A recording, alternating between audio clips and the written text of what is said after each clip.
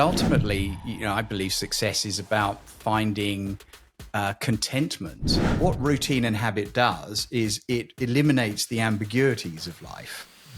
So, if you've got that certainty that you know that you're going to do a certain thing, then you don't have to think about all the other things that might go wrong or might not happen or get confused about, because you know that that's what you're going to do. For me personally, being successful in my personal life and my family life is far more important than being successful in business or my work life.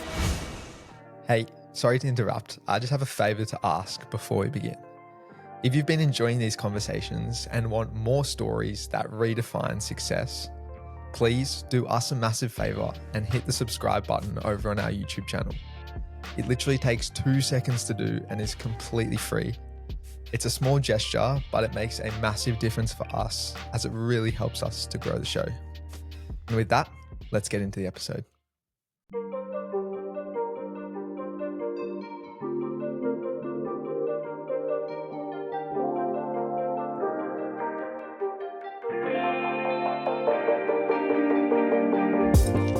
All right, welcome back to the Quest for Success podcast, and thanks for tuning in once again.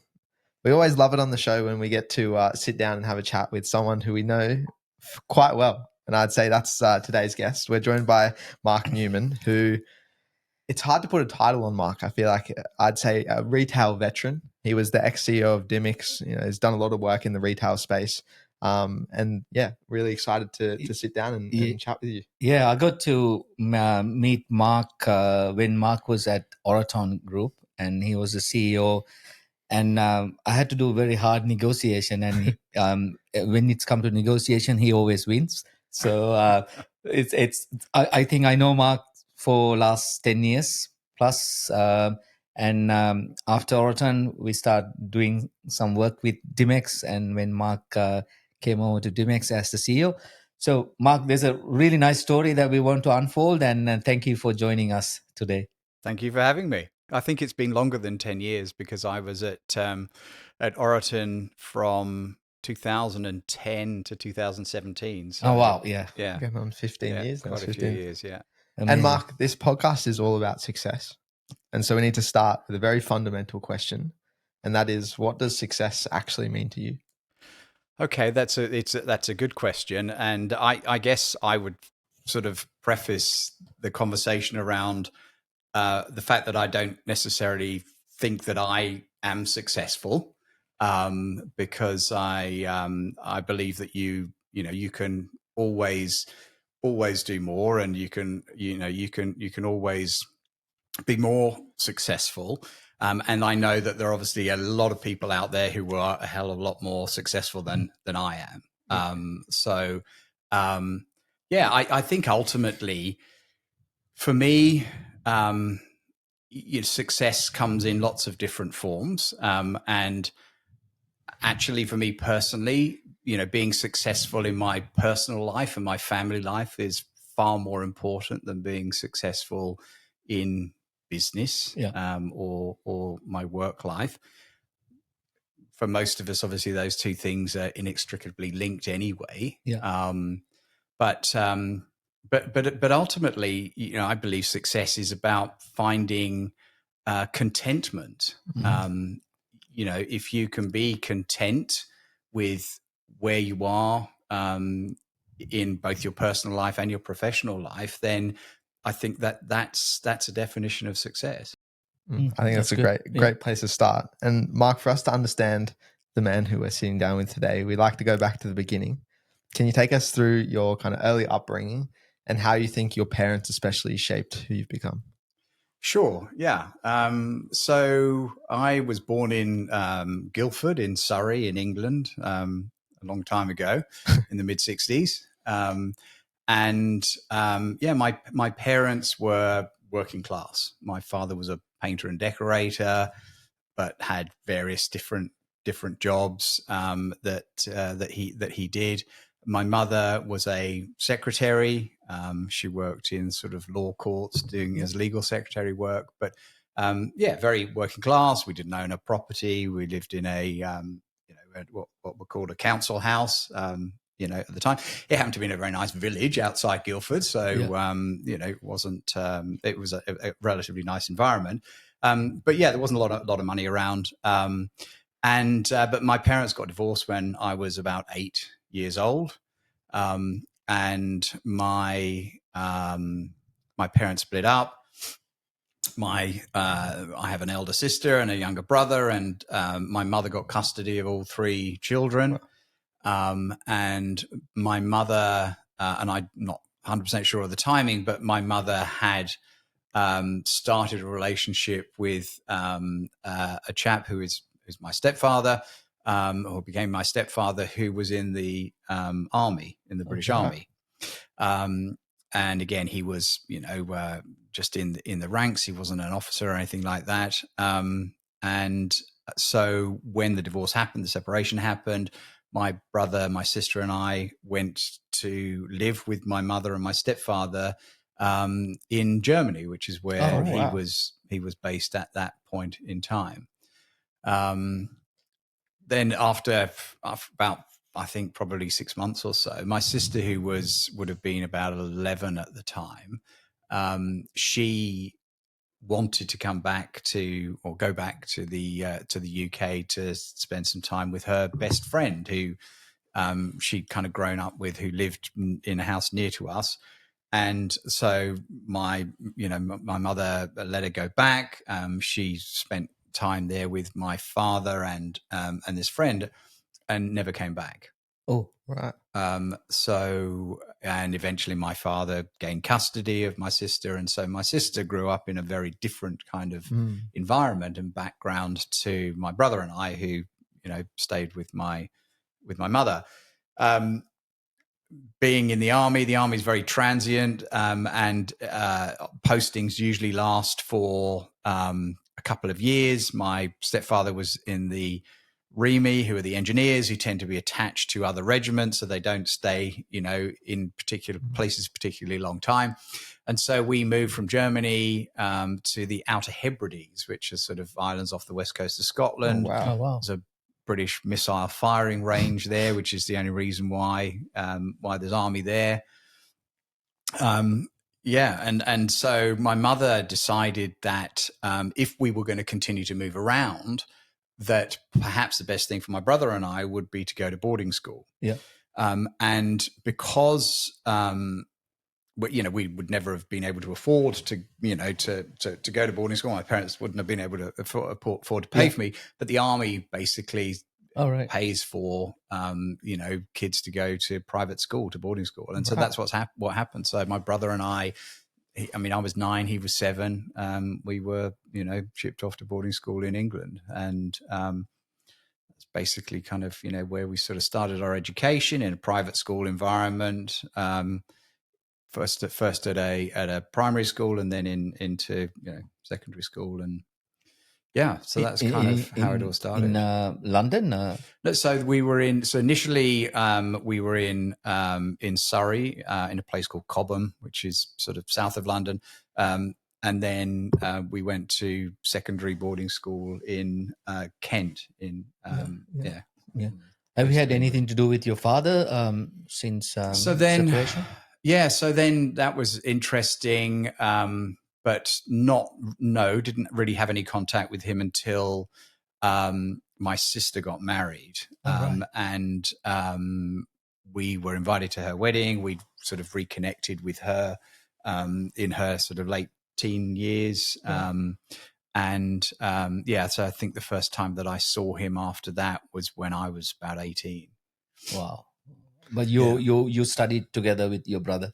But my brother and I kind of grew up together, and my sister grew up separately. Yeah. She grew up, obviously, and my father then remarried, and his wife had children. So so very different kind of upbringing. And then obviously school, and I was at boarding school in Kent, as I said. When I got there, there were it was boys only from up to the 6th form in the UK. So that's up to year 11, up to end of year 10. And then we had girls in the 6th form, so years 11 and 12. I think it's completely co-ed now, but at that point, and so yeah, I mean, I wasn't very studious at school. I was quite sporty. I was interested in sport. I played a lot of field hockey. I All right. I used to play for the county, for Kent County. I had an England trial, under 18s trial in field hockey. And so and I played cricket in the summer and stuff like that. So I was kind of more interested in sport, and the girls that then arrived in the sixth form. And so I didn't really study very hard. Didn't do particularly well in my A levels, and therefore didn't get into university. Oh, right. So I got a degree later in life, so I didn't do it the usual route. So what did you do just after school? So basically at school, I met my wife, Rachel. She, what was she doing there in UK? Well, so basically her father worked for the United Nations, and he was based in Geneva. And so all of his 5 children were at boarding school in the UK. Wow.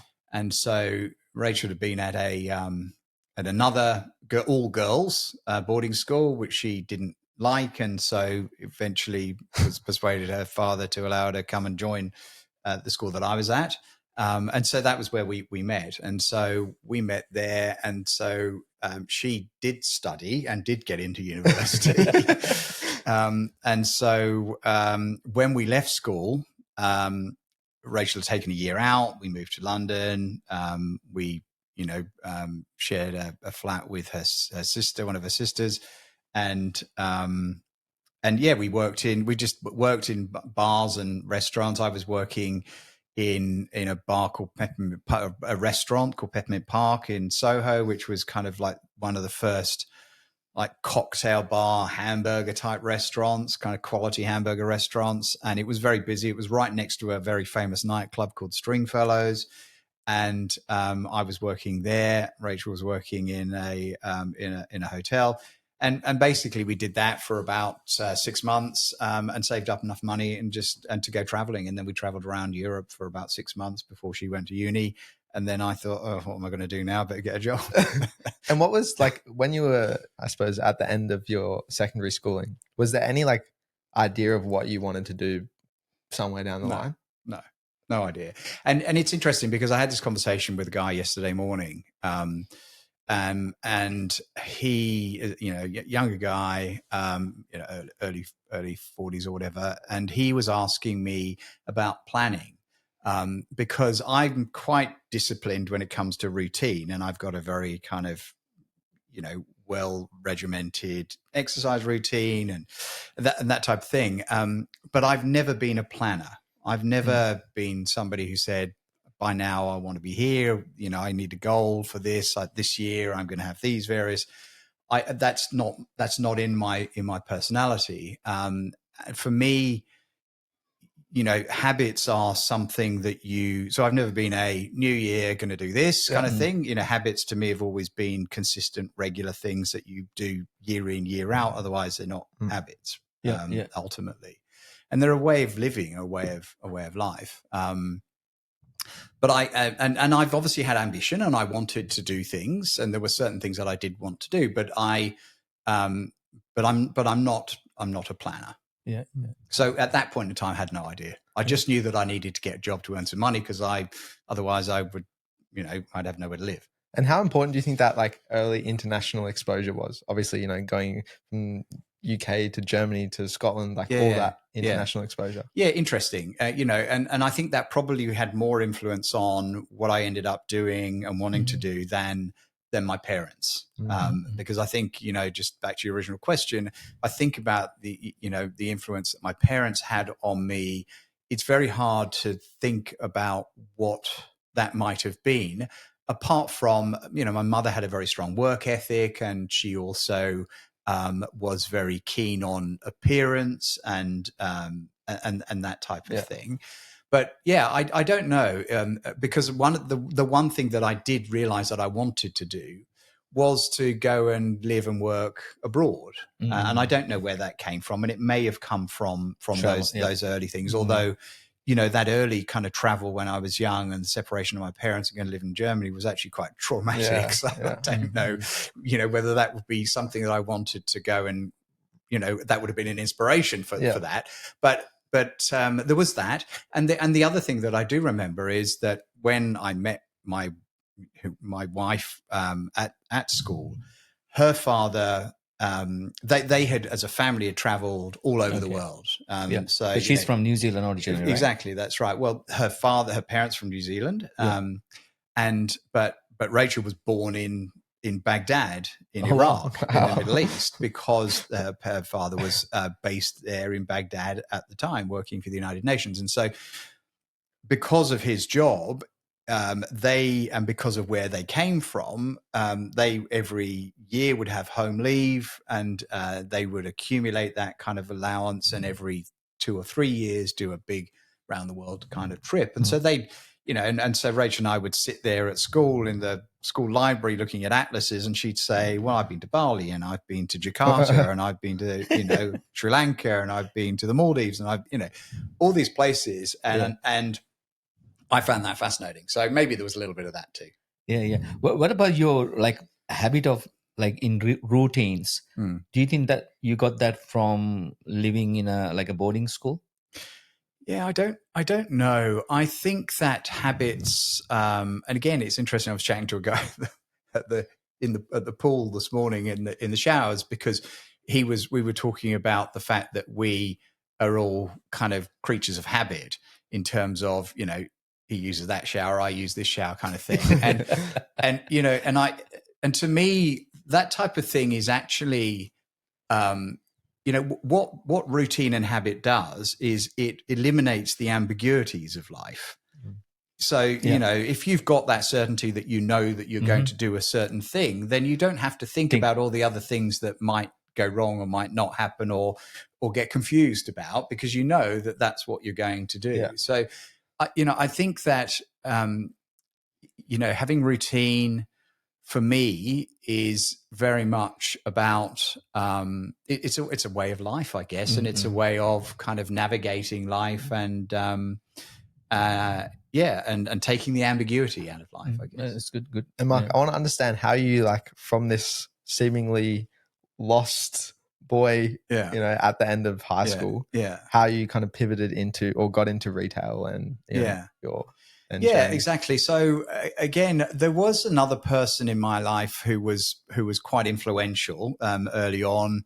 He was the father of one of the boys who was at boarding school, because when we were at boarding school, my brother and I, my parents couldn't afford to pay for us to fly back to Germany during school half terms and stuff. Okay. Generally, the big holidays, yes, but half terms and things like that. So we would typically stay at school, and that wasn't unusual. There were other kids there. I mean, there were, it was crazy when you think about it, but sort of 6-7-year-old kids from Nigeria who literally just were sent away, and that was it, kind of thing. So there were other kids there over the holidays, and the school was able to accommodate that. But as I got a little bit older and got friendly with this one particular guy, he sort of said, "Oh, why don't you come back to our place for for half term?" And so I sort of started to do that, and got to know his parents, and his father was a very charismatic man in the advertising industry, a bit of a bon vivant, kind of larger than life, but he liked people, and I think he really kind of encouraged me to basically, I guess he instilled a certain sense of you can do whatever you want kind of thing, because I didn't really have any idea, and so he was the one that really encouraged me to get the job in that restaurant, because his office was close by there in Soho. And I was having lunch with him one day, and he said, "Just go and walk in there and ask them now, say, look, I'm looking for a job." And, and obviously I was actually quite introverted. I am an introvert, but I was quite shy. And so he kind of pushed me to do that. And fortunately they said, "Yeah, we're looking for people." And, and I made that work. So that was good. But so I think that gave me a certain sense of, I guess, confidence to be able to go and do that type of thing, to be able to walk in somewhere and say, I'm looking for a job, sort of thing. But the retail thing really happened by chance. I had, as I said, Rachel had gone to university. I had mucked around doing some, silly jobs, trying to be I was a courier at one point in time. I was doing commission only, selling advertising space over the phone. It was a horrible job. And then I ended up going away with another mate of mine from school on holiday. Went traveling around Greece for a bit, and then came back. And he had been working at a store in London in at the end of King's Road, called Hackett, and it had been started by these two guys who really you basically used to buy secondhand, but high end, tailor-made tailoring and that type of thing. And they would go around, they'd look through the obituary, notices in the Times, and they would go and contact these old ladies, Lady Goldsmith or whatever, whose husband had just died, and go to their, big country houses and basically just buy up all of their husbands', Savile Row tailor-made tailoring, tweed jackets and suits and tuxedo dinner suits and that type of thing, shoes, shirts. I mean, and it was all very good quality stuff.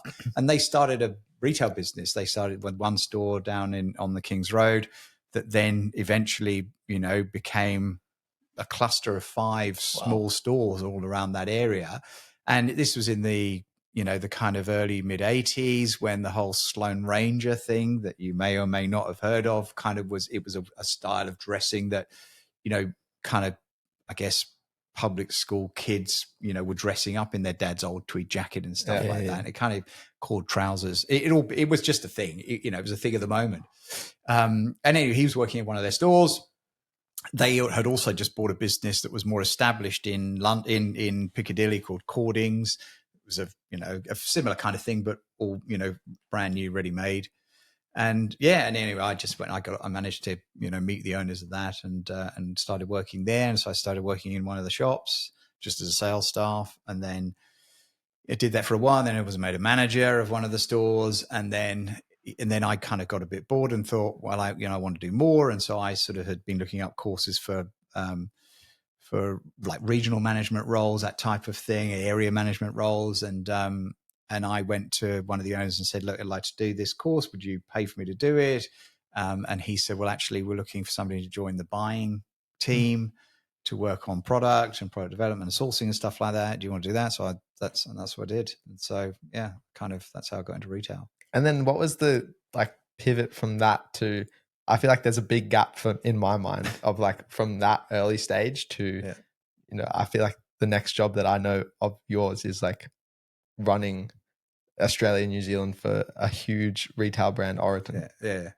What was that kind of? There was a fair bit of time in between. So I worked. So I worked at Hackett for probably, I guess that would have been about eight years or so, through to my kind of late 20s. Mm-hmm. And at the time, so basically I was kind of head of buying in the end, and the business, basically sort of exploded from, secondhand into, just replicating that stuff ready made, and all from English, factories to start with. But then it became so big that we ended up sourcing out of Portugal and China and Hong Kong and stuff like that. And so I was kind of doing I became head of buying towards the end. That business was then bought by the group that is now the Richemont Group, that owns brands like Panerai and IWC and Mont Blanc, but they also owned and so basically they owned Dunhill, which was a British luxury goods brand. And so they so effectively at that point in time the group was really just Dunhill, Cartier and Mont Blanc, and those were the 3 brands that this South African chap Johan Rupert had bought. And so and that was, I guess, because I was doing, so I'd been doing quite a bit of travel during my role at Hackett doing the sourcing. So I was traveling to Hong Kong to do sourcing there. We had a license agreement with a company in Japan called Daido, who are a fabric a textile company. So I was traveling to Japan because I had to go and approve samples of the product that they were licensing. I was going to Europe a lot. And so I think maybe I got a bit of a bug for travel as well because of that. And so I thought, well, okay, Dunhill, they're an international business. They've got offices in Japan and New York and, around the world. And so maybe, if I go and see if I can get a job with them, I'll be able to go and work abroad. And that's what I did. So I eventually, I said to the guy who was running the Hackett business, look, I think I've come as far as I can here. I'd like to see if I can go and work at Dunhill. I went and met with them, and they had a role as a product manager of the menswear business, which involved basically sort of putting together a product development brief each season, and then, working with designers to get the stuff made, sampled, selling it into each of the different, companies around the world that the different regional offices.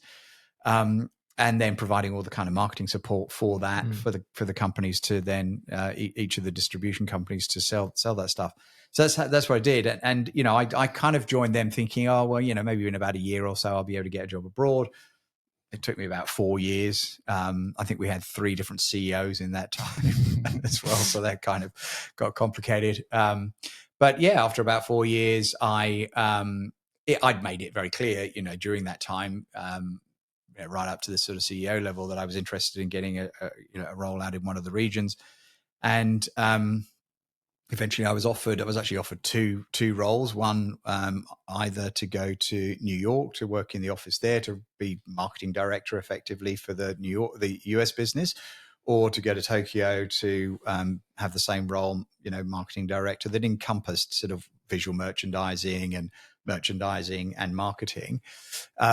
In Japan, and I really would have loved to have gone and worked in New York, and whatever, but it was a bigger job. It was a much bigger market. Japan was much more diverse, and so I decided I would do that one instead. So that's then I moved to Japan, and yeah, I was working with the guy who was the managing director of the Japan region.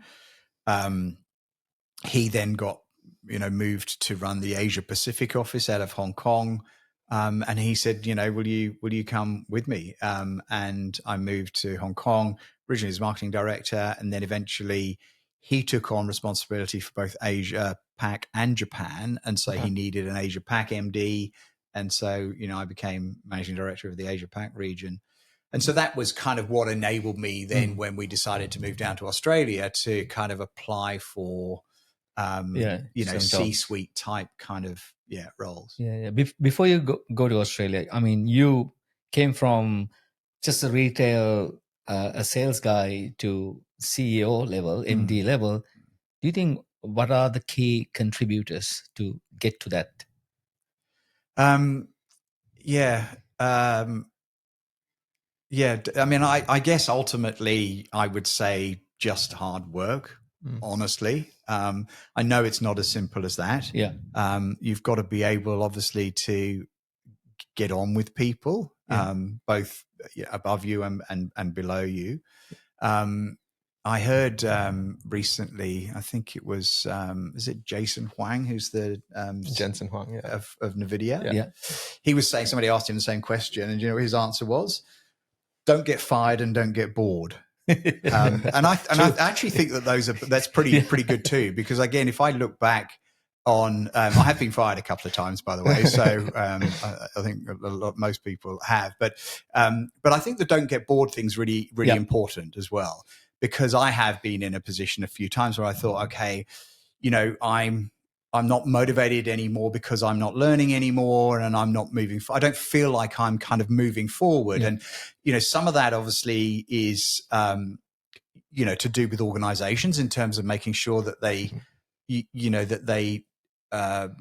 keep people trained, etc. But a lot of that has to come from within. And I don't think you can rely on organizations to manage your career for you. I think it's got to come from within. And so if you have a need or a desire to continue to be doing something different and learning, and so that really for me, I think was the key thing, is that I put in a lot of hours, and I probably put in more hours than most of my contemporaries in the jobs that I did.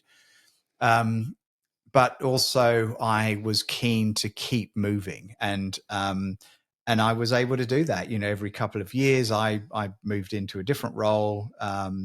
They were always roles that were giving me a broader experience. So yeah, I think ultimately it's about just having the ambition, but working hard. You've got to put yourself in a position where people say, okay, well, we'll give him the job rather than her the job, or her the job rather than him the job. Yeah, sure. Yeah. And I want to know, like, leading big brands, especially kind of like luxury retail brands, in a world today where it's like there's so much fast fashion and like products are everywhere. How do you kind of steer the ship to really differentiate a brand?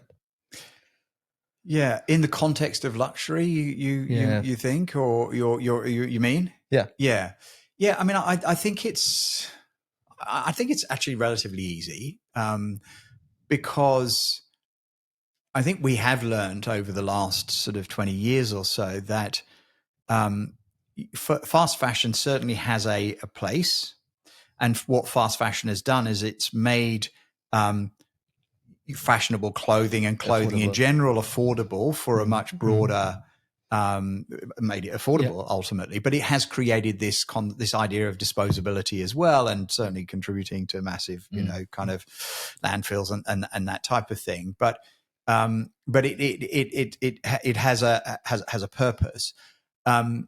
Luxury is very different to that, and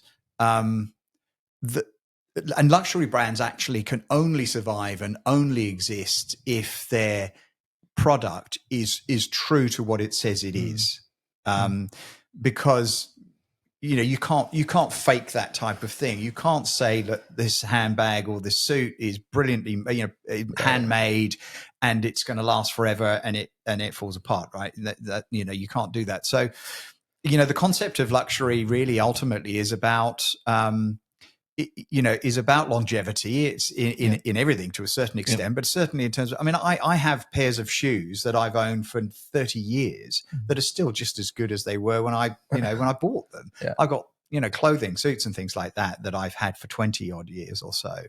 And I think, the concept of luxury generally around brands is two things. It's about longevity, both in terms of the quality of the product lasting and being fit for purpose, but also in terms of style as well. And so, a lot of those things, those shoes, I can wear them to date. They don't look out of the ordinary. They don't look like you're wearing something from, Charles Dickens or whatever. I mean, there's still styles and shapes and things like that still timeless, are still kind of classic and that type of thing. So, luxury brands are very much about, ensuring that message around timelessness and quality are front and center, and that's why they work. And you mentioned in the previous point, a lot of your success has been driven around being able to maintain these kind of relationships both up and down. And so I want to get your insights from obviously leading some big teams across the world. What do you think your leadership style is? And what has been like the biggest takeaway, like in terms of leadership? Yeah. Okay. I mean, I guess in terms of my leadership style, what I would say is that I am, I'm very open. I am very inclusive, and I am not a directive leader. There are times, and of course, you have to be directive. But I have always said to my teams that I'm very happy for them to find their own way in their role and find a way that works best for them. but I'm always there if Yeah. they need to check in, are not sure about something, look for some advice. Always had an open door policy. And I think the other thing that I've had feedback from people on is that I'm very consistent in terms of my, feedback, communication, my behavior. Yeah.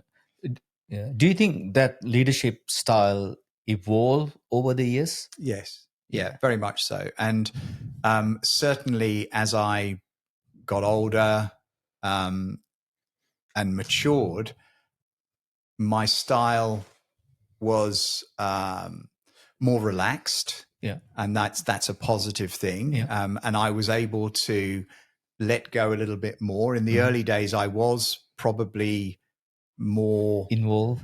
Or controlling is not really the right word, but if you have responsibility for a business, then you've got to find ways to make sure that you can deliver what that business is looking for. And so certainly as I got older, I did become more relaxed, and I was I believe a better leader as a result of that, allowing people to have more freedom, more growth. Yes, and yes, exactly. That's right. But then also, I do fundamentally believe that the people are also looking for direction. And so individuals do thrive under direction as well. But obviously, there's got to balance. There's got to be a balance. In that, definitely. Yeah. And then your latest role has been at leading the ship of Dymocks, CEO of Dymocks. And, it's got a tremendous 140-year history. I want to know how you balance that history and legacy whilst also being able to innovate and, create growth opportunities. Yeah, it's a difficult balance. It is. But again, all businesses have to continue to kind of innovate and evolve. And even though Dymocks has been around for 140 plus years, during that time, the brand has evolved many times and had various different iterations, from being an importer of books from the UK back in the late 1800s, out of a single store in Sydney, to starting a franchising model, which helped the company and the brand expand nationally, to eventually adopting e-commerce and an omni-channel business. So even a brand of that longevity has had to innovate many times over the years. All brands do. And you look at going back to luxury brands. I mean, if you look at brands like Gucci and Prada and Burberry, for example, Burberry is a classic example. The amount of innovation and the changes that have happened in that business over their very long history is huge. And what that means is that all those businesses do go through peaks and troughs, because it's very difficult to maintain upward movement all the time, right? Sure. But yeah, it is a fine balance. I think the important thing is to always stay true to what the brand values are and what the brand promise is. And Dymocks' brand promise is very much about, we would use the expression the well-read people, and the promise with it when you go into a Dymocks store is the confidence that when you walk into that store, you've got a range of product that's as broad as possible, and that you've got staff who read books, who know what they're talking about, who are able to give you a recommendation or give you advice on whatever you're looking for, and that's that stayed true from the very early days. But there's certainly things that you can do, which we did do at Dymocks, around retail store environment and innovation there, and self-checkout and kiosks and all of that type of thing, that you can still bring into that type of environment. I want to go back a little bit back. Like, I just want to know, I mean, you travel a lot, but then you decided, well, I want to move to Australia to settle in. What was the reason behind that? It was really a decision, a lifestyle decision for our family. We'd been in Hong Kong for about 8 years. We have three daughters. Our eldest was in 14 or so at the time, and being in Hong Kong as an expat, it's a very transient environment. Yeah. So, every summer, she'd say, "Oh, well, Amy's leaving this year, and she's my best friend," and so constantly, her friends were leaving, and being posted elsewhere, and so there was that, and so we kind of were, cognizant that we needed to really be somewhere for their later education years where they could put down some roots and build long lasting friendships with people. Hong Kong was becoming increasingly polluted, and there were more and more kind of smoggy days than non-smoggy days. So we thought, well, this is probably not really good from a health perspective, but it was really more, putting down some roots. Obviously, I'm from the UK. Rachel's family, being from New Zealand, but that had actually retired initially in the UK, but then moved over here to Australia. So they got fed up with the weather in the UK, and so her family were here. And so it was really go back to the UK or come down here. And so, I mean, that was a very easy decision from a lifestyle perspective. A little bit more challenging career-wise because it's a very small market here. We know, particularly for in the luxury goods industry that I was in. But yeah, that's why we decided to move. And I was on 6 months notice in my job. So I kind of realized that in order for us to move, over the December period, so the kids could start school here in the new school year, Southern Hemisphere school year, that I needed to kind of hammer notice in and just see, and hope I found a job by the time I got here. Perfect. Which I that's the managed to do. One. Yeah, exactly. Yeah. And while we're on the topic of family, your definition of success was largely around, your personal success rather than business success. How did you, leading these big teams and big brands, how did you also make sure you made time for that personal success and family success? Yeah, and I probably didn't that as much as I should have done in those early years. So when I was, even when I was working in London, I was traveling a lot for work. And then when I moved to Japan and Hong Kong, in Hong Kong, I was traveling every week. Wow. So I did. So I didn't really that much then. But since moving here, I've tried to make up for that as much as I could. But again, family, successful family life isn't just about time either spent together. It's about making sure that when you spend that time, there's quality there, and also I fundamentally believe that my success, whatever that success was from a professional perspective, is 110% also due to my wife and my relationship with my wife and the stability around that. And are there any, or I suppose earlier in your, as a father, were there any values that you were trying to impart on your kids? I think really just work hard and put as much as you can into it, into whatever you do. I think really that's really the most important thing. And I know it's very easy to say, that we should be telling people that they can do anything they want and all that kind of thing. But the reality is that that's not always the case. And I think sometimes that can be damaging in a way when you set expectations for your children that they can't achieve or don't want to achieve, or for whatever reason that doesn't happen. So I think it's really about just supporting them in whatever they choose to do, and just being there for them. Yeah. So again, coming to Australia, transition from Hong Kong to Australia, and also working in a public company. Yeah. What was that transition like? I mean, it was interesting. It was I'd come from a global matrix organization that was that had very, very efficient processes and systems, and came into the Oraton Group. I was initially running the Ralph Lauren business, and the Ralph Lauren business was a license, been a long-term 20+ year license that Oraton Group had. When I came into that role, I knew that license was going to be taken away within sort of 4 years or so, but actually, so I came in. It was a smaller organization. It was my first female boss. Yeah.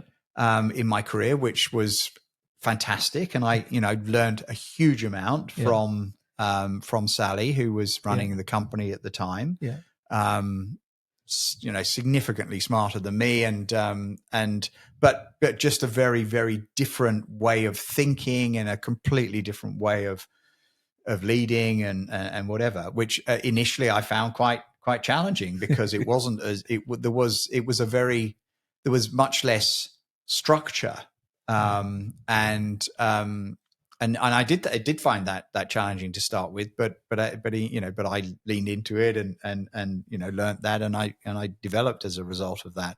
But yeah, it was just a much smaller environment, but it was good, and I enjoyed it, and to a certain extent I was enjoying not having the crazy kind of frenetic kind of environment that we had in Hong Kong in particular, where the work culture there is very intense. And so it was quite enjoyable from that perspective. I always want to ask this question from someone, because I remember early days when I engaged Oraton.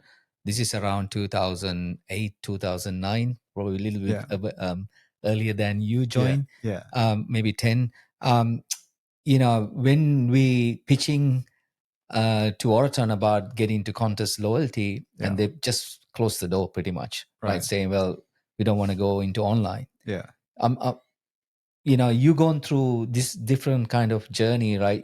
So your high-end fashion brands, like they were pretty much stores, and then now transition into that online space. There was a bit of a changing of thinking, right? Yes. So I'm sure you've gone through that journey, right? Yeah. What was like?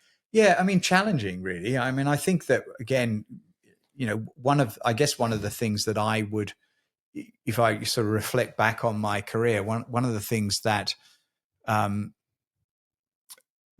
I found challenging was managing technology in organizations. And I don't mean that in the sense that I don't understand technology, because I do understand technology, but I can't possibly be an expert on every element of technology. And as more and more types of technology have become available to businesses, it's very hard to stay on top of everything. And, I mean, we've got obviously, AI, and, and I'm learning even now as much as I can about AI. But it's another element. And I think one of the biggest challenges for leaders of organizations is picking the right people when it comes to technology, picking the right CTO, that type of thing, because really it is probably the single area of business and that actually, you can't know everything, and you really need to rely on people. Most of the other aspects of the businesses that I've been doing, whether it's finance, whether it's understanding P&Ls, distribution, sales distribution, marketing or whatever, you kind of can understand enough of it to be able to have a really kind of clear view as to what you think is right or wrong, or the right way to go or not. Technology, you really have to rely on other people, and so that I found the most challenging, because it's impossible to make the right choices all the time there. But I guess, to your question, as e-commerce started to emerge within retail organizations, I was able to stay on top of it enough to kind of understand what we needed as an organization, work with initially a lot of it was external, agencies who were running, websites and things like that. We had good company, external company at Oraton, who was running the Oraton website and the e-commerce store. But yeah, it's I guess it's just about kind of evolving and just learning and trying to understand.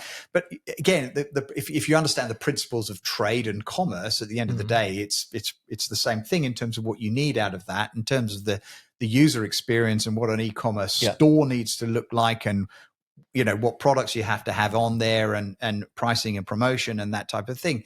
It's commerce. Just got to make sure you deliver it in the right way. And it's timing as well, right? Sometimes you have to wait for the right time to, have that distribution channel is right for the brand, right? Yes, absolutely. Yeah. And speaking about challenging times, you're leading a retail brand during COVID, which I imagine would have been extremely challenging. I'd love to, get your insights from the lessons that you learned from that challenging time. I mean, it was challenging, but it was also, in a way, there were things about it that made it easy as well, to a certain extent. Joining an organization during that time, I joined in May 2020 because it gave me the opportunity, in a way, to spend time trying to understand the business, because everything had kind of slowed down to a certain extent. If you remember at the beginning of COVID, everyone was so confused as to what was going on, that what does that mean? Everyone just treads water. People don't make decisions. People are not going out there thinking, okay, we've got to go do this. It's like, well, let's just understand what's going on here. So it gave me an opportunity, really, to kind of just study the business. And also, interestingly enough, obviously book sales kind of went through a bit of a boom during COVID, because people were stuck at home and looking at screens all day long, and it was a way to kind of get away from screens. So, and people obviously were wanting to learn things and that type of thing. So there was a big boom in sort of self-help, but also hobbies and that type of thing. So yeah, it was on one side, it was a positive thing. Gave me an opportunity to kind of understand the business, but it also gave us an opportunity, in a way, to kind of innovate. I mean, we were able to launch Click and Collect during that time, that, again, the business had been looking at doing for quite a few years beforehand, but hadn't been able to stand up. So, we were able to do some things like that. We took the opportunity to refurbish, start the refurbishment of the George Street flagship store, which, again, the company had been looking to do for probably 5 or 6 years beforehand, but never actually being able to start, just because the size of the operation, and the cost of it was just difficult to kind of get your head around. But we had a situation where shop had to be shut anyway, so let's refurbish it. Let's start at least, and that's what we did. We refurbished the whole of the ground floor of the bookstore side. So yeah, it gave us an opportunity to do a few things. And like also, that you hand over distribution, like online e-commerce fulfillment. Yeah, well, absolutely, exactly. That's right. Yeah, when I started, there was this massive, there had been this massive boom in e-commerce sales and online orders, and we had been fulfilling all of the basically all of the in-stock items out of the George Street store, but also sort of up to 50% of orders were coming from the local publishers' warehouses. Or as in to order, and also coming from international. So, when I got there, I went down a couple of days to the warehouse that was at the back of the basement of the store, and it was literally piled, floor to ceiling, with boxes of basically just orders that had come in. They hadn't been able to process them, quickly enough. And of course, the problem was, you've got all these customers saying, "Where's my order?" And their order is at in the box at the bottom of the pile, not at the top of the pile. So, how do you get to it? Yeah, so that was challenging, and we realized, I realized that we needed to find a scalable fulfillment for some of that. I knew this guy called Jam, who had a logistics company, who was call up and say, "Hey, can you help us out here?" I remember getting that call on Saturday. Saying, and I congratulate, you got a job as the CEO of Dimex. You mentioned, I'm in trouble. I need your help, So yes, exactly. So that was a great experience. Yeah.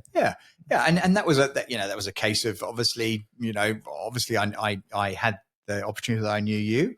I also knew that you would try and find a way to help. Yeah. And I think that, those sorts of relationships in business are really important. Is knowing people who that you can trust will, try and help. Yeah. So the help was mutually beneficial, of course. Of course, yeah. But yeah, that was quite important in terms It's a of great getting out opportunity for us. that Yeah. help. Yeah. And Mark, I want to know, as a leader steering the big ships, I'm always fascinated to like really understand how you make big decisions, because it's tough for people even to make small decisions, and for you, basically changing the course of a brand or a retail store. Like, did you have any frameworks or anything how you go about making those big decisions when it rests on your shoulders? I guess so. Probably not a structured framework as such. I mean, I suppose we all, whenever we weigh up a decision, consider pros and cons and that type of thing. A lot of decisions, sort of big decisions in organizations involve money. And whether that's a refurbishment of a store or something like that, or replatforming a website, or even a new strategic direction, branching out into a new product category or something like that. There's always a financial element to it. So doing the financial modeling of all of these things is also a key kind of part of that decision. Then canvassing opinion, obviously, of kind of key stakeholders. But at the end of the day, if you have to then make that, you're the one that's making that decision. And even if that decision is one of, you have a board of directors that you report to, and ultimately that decision is going to be made by that board, you still have to make a decision to make that proposal of what that is and what your what your proposal is. So you're making a decision from that perspective. So yeah, I think ultimately it is really, you draw a lot on experience, you draw a lot on kind of previous situations, environments, but you do numbers around it. You canvass opinion, you listen to to what everybody's got to say, but yeah, ultimately informed with all of that, you got to put your neck on the line and make a decision. And also sometimes you need to be a little bit brave as well. Yeah, you don't always know that that's going to work. But the most important thing to do is to make a decision. Yeah, absolutely. Exactly right. And Mark, now that you've stepped down from Dimix, what's next for you? What are you putting your energy towards? Well, not a lot actually, just for the last sort of 5 months or so. But I'm quite keen to stay involved in business. I'm quite keen to kind of utilize my experience where I can. So I'm keen to perhaps secure a couple of board positions that I can kind of add my experience and value to some businesses. I'm keen to do a bit of business coaching, a bit of mentoring, and the chap that I met with yesterday morning that I mentioned earlier on, he's looking for some business coaching. So possibly a little bit of that. There's a little sort of startup thing that I've been mucking around with as well. See whether that comes anywhere or not. Sounds good. But yeah, that's that type of thing. Quite a lot on. Well, yes and no. Yes and no. One of the things that I think is, that becomes over time, I think, quite challenging in senior leadership positions and CEO type roles, is that no matter how good you think you are at leading people and managing people, and I to a certain extent, I would say that I've always been a reluctant leader. That's never been my motivation in any role, is to be a leader. It's something that I've had to do as a result of means to an end. Getting doing the jobs that I've been doing. But one of the things that becomes quite challenging over time is the responsibility that you have for those people, and the responsibility for ensuring, that those people are motivated, that their well-being is sound, that they're progressing. There is a big responsibility, around that, and that's that's exciting, but it also can become quite quite challenging consistently over time, having to get up in front of people, doing town halls and things like that, and saying, hey, business is great, or when actually business is not great. And I didn't do that, because I was always very honest with, with my teams, and I would always be very transparent across the entire business. And, we would do town halls regularly, at least every month. And I would always be very transparent with the performance of the business. But it's very, it can become challenging, for you when that you're the person that ultimately is responsible for making sure that people stay engaged and motivated, even when things are tough.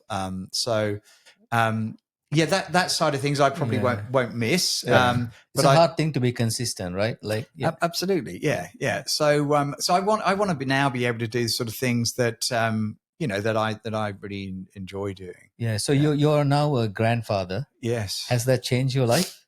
It has. Yeah, absolutely. 100% it has. It's a wonderful, wonderful thing that, that I'm lucky. My wife and I are lucky enough to be grandparents. And yeah, I mean, it, coincided obviously with me having more time to be able to spend with him. And it's a wonderful thing. It really is seeing new young life. Yeah. And amazing. Mark, what do you want your legacy to be? Oh, I don't. Yeah, I don't know. I'm not big on needing a legacy or wanting a legacy. I really don't know, Dylan. I mean, I think hopefully just that, that I was a good person, and that, that I helped some people along the way. Yeah. And that I was always available. And I suppose, Mark, looking back on this incredible journey we've spoken about, and given your definition of success was largely around, that personal success, do you feel successful? I absolutely feel successful in my personal life. Absolutely. I've been lucky, very lucky to be, to have the personal life that I've had, and I've had some success in business as well. Amazing. Well, Mark, it's been a fascinating conversation, as I feel all our conversations that we have are.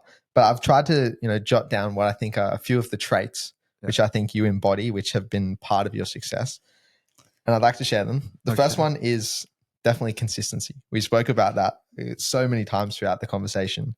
It's like you do the small things consistently, but they stack up. Yeah. And it's like a great philosophy is, from Atomic Habits, the 1%, and like just continually improving 1%. And I think the consistency even shows up in your leadership, like always trying to ensure consistent communication across your organizations, and just like always showing up. And I think that's a really important point. The next one, I think it came from your family, is definitely hard work, and always driving and moving forward, and just consistently putting in that hard work. I think that's a really important thing, because you can talk the talk, but if you don't get in there and do that work, it's not going to lead to anything, right? And the last one is, I suppose it's like a people or relationship focus. And I think, you and Jam are a great example, right? That's a relationship that started years ago, but by consistently fostering those relationships that you have, especially in business, they will show up and show fruit like somewhere down the line. Yeah. I think that's a really important thing. Yeah. It's fascinating discussion, Mark. I think we had the chance to get to know you much deeper, like knowing your story. And thank you so much. It's really interesting conversation. Great. Thank you very much for having me. And for our listeners, if you've gotten something out of today's episode, it would mean the world if you can like and subscribe. It helps us to get to more and more ears. And you can see all of our inspirational content over on our website, thequestforsuccesspodcast.com. And with that, we'll catch you guys in the next episode. Thanks for listening.